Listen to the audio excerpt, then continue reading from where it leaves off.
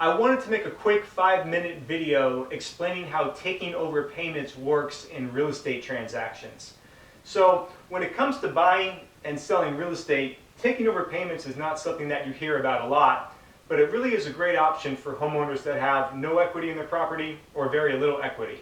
So I've got an example up here with 3 different scenarios, and I'll walk you through each scenario. So for this example, we're going to assume that you have a property that's worth about $300,000. Now in scenario 1, let's say you have no equity. You owe $300,000 on this property and you want to sell. Well, in this case you're kind of stuck, right? Because you either have to short sell your property, which is never a great option because it damages your credit, or you'd have to pay the closing costs and realtor fees out of your own pocket. So you'd have to come to the closing table with cash, which again is never a real great option for a homeowner. Well, in this situation, I might look at taking over your payments for this property. And the benefit to me to do this is that if I assume your mortgage, I'm able to now get a property without having to put a lot of money down.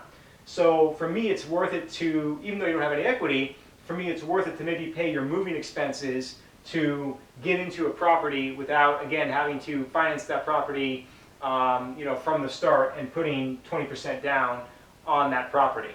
So I get into a rental property with very little money down, and you are able to sell your property that you have no equity in without having to short sale or come out of your own pocket for those selling costs. So again, it's a win-win situation for both of us in this scenario. Let's say scenario number 2 is that you do have some equity, but it's just not a lot of equity. Let's say you've got about $10,000 worth of equity. You owe about $290,000 on your $300,000 property.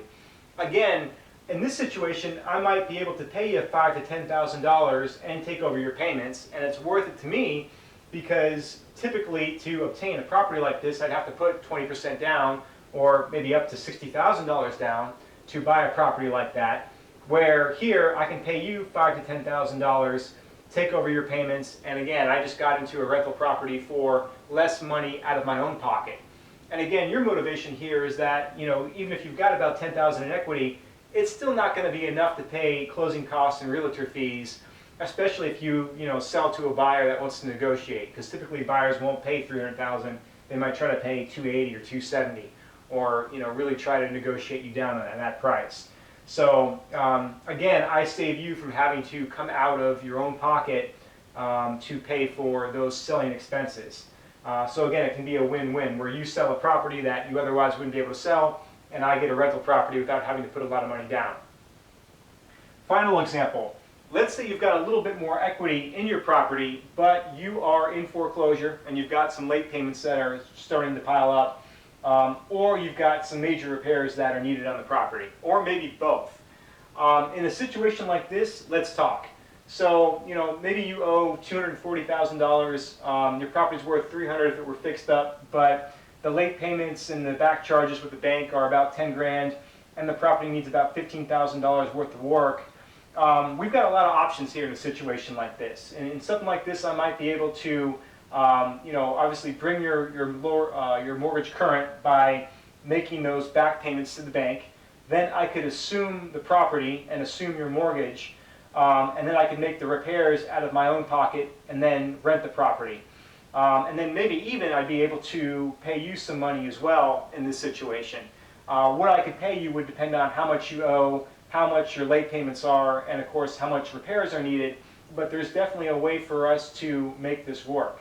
So anyway, all these are kind of quick examples about how taking over payments or assuming a mortgage can help you out if you have no equity in your property or very little equity. So if this situation or any of these 3 scenarios sounds familiar, give me a call, let's talk, and we'll see if maybe we can strike a deal where we both benefit. Take care.